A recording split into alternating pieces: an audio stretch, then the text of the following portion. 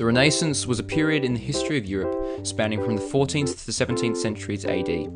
Renaissance is a French word meaning rebirth. The period is called by this name because at that time people started taking an interest in the learning of ancient times, in particular that of ancient Greece and Rome.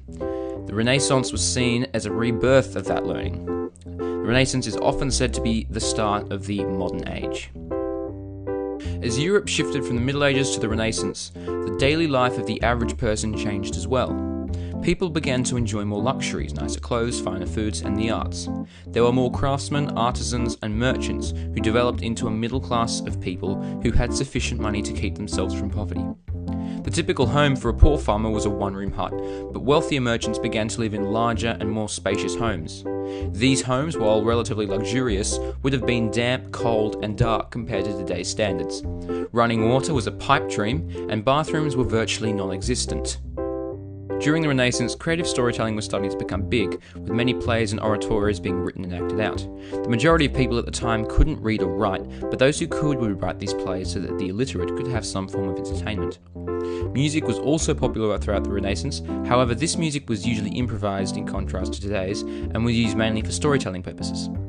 Genres were also popularised for the first time, including religious song, folk music, and lullabies and nursery rhymes for the children. Along with music, the Renaissance also had dance. The nobility usually danced in couples, and these were stylised courtly dances. Ordinary people enjoyed folk dances similar to today's square dances and jigs. During the Renaissance, religious leaders had a great deal of influence on government and other aspects of public and private life. The Catholic Church grew during this time, its leaders were getting richer and the church was growing in number and wealth. Christianity as a whole, however, was still seeing a decline from the bubonic plague in the early stages of the Renaissance. It was possibly because of this that philosophies like humanism became more popular. Employment was average during the Renaissance. Most people had jobs, but a large number of these were very low paying, meaning that not many people had money to spare. Those who had talent, such as a certain William Shakespeare, would make plenty of money and, provided they didn't squander it, also lived a lavish life. This caused a great distinction between those who were worse off and those who were better off. You either had money and lived the high life, or had no money and lived in poverty. A typical woman would stay at home and look after the household, children and cooking. Women didn't have the rights they have today, and the husband was very much in charge of the house. The wife's role was to overlook cooking and other preparations, and to make sure that a tight budget was kept while simultaneously showing off her and her husband's wealth. Their assumed role was to look pretty beside the husband, and it was expected that they wouldn't even consider a career. Italy, the place where the Renaissance supposedly began, had a system upon which it was divided into states that was subsequently ruled by dukes, duchesses, and sometimes very rich families. However, countries like Spain and England had monarchies, or kings and queens, as their heads of state.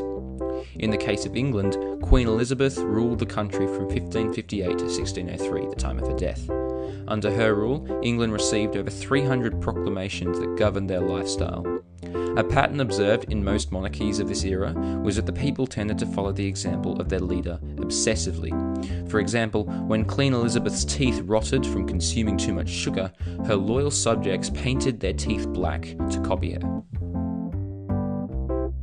There was a large enforcement of the division between the numerous social classes: the monarch, nobility, gentry, merchant, yeomanry, and labourers.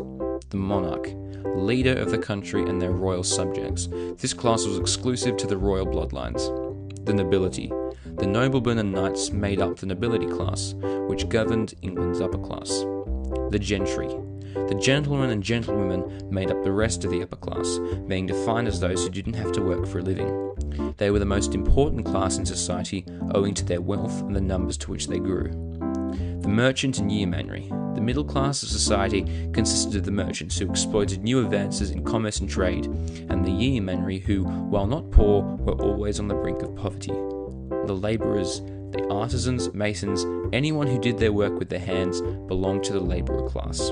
Poorest of them all, this class did the majority of the work for the country. Food was a very important part of the Elizabethan society. 200 of the Queen's 382 proclamations were food-related. With advances in farming and trade, spices that were previously exclusive to the monarchy because of its high value was now readily available to the upper and middle classes. Spices, such as turmeric, were infused into every meal when possible. This characteristic of overuse of spice became a trademark of the guest hosting lady, to show off with spices when guests were around, but to keep a tight ship when they weren't. The other famous aspect of Elizabethan dining was the head-to-tail principle of eating, leaving nothing to waste, eating every last part of meat that was to be found. Clothing was culturally important in that it reflected a person's status in the social classes. The clothing was exclusive to class. It was absurd to think of a labourer wearing the clothes of a nobleman or gentry. The upper classes wore expensive fabrics made from exotic velvets, silks, and satin. The clothes of the royal family were trimmed with ermine, the fur of a stoat, and the clothes of noblemen were usually trimmed with less expensive fox and otter fur. In contrast to this, the impoverished peasants of England wore simple clothes made of English cotton, fur, and leather. Colour also played a role in clothing. The richer, brighter, and deeper the colour, the more it cost. Thus, the royalty wore crimson colours that could only be obtained from obscure places, such as the blood of insects from the Mediterranean. The bottom line is that just like food and architecture, clothes were a form of showing off. In 1576, the theatre was built.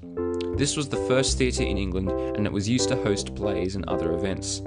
Some years later, the theatre was attracting more people than it could seat and was rebuilt and renamed the Globe Theatre. The Globe was very successful. It had its own motto and crest, and plays and entertainment became so big that a second Hope Theatre was built just next door. Many different plays were performed at the Globe, written by many different playwrights, one of them being Shakespeare. The Queen attended many of these, and there was an advertising banner above the entrance. This made this form of entertainment very popular and very profitable. The Renaissance observed a severe decline in religion, that is, the Church experienced a severe drop in power. Many attribute this to the bubonic plague of the 14th century. People came to church almost daily to pray for their loved ones, but still people died. This could be what led to the show-off lifestyle and lavish living that the nobility experienced during the Elizabethan era, an inflated sense of self. Humanism, while it could be described as a philosophy, is more accurately thought of as a way of learning. The purpose of humanism was to create a universal man whose person combined intellectual and physical excellence and who was capable of functioning honourably in virtually any situation.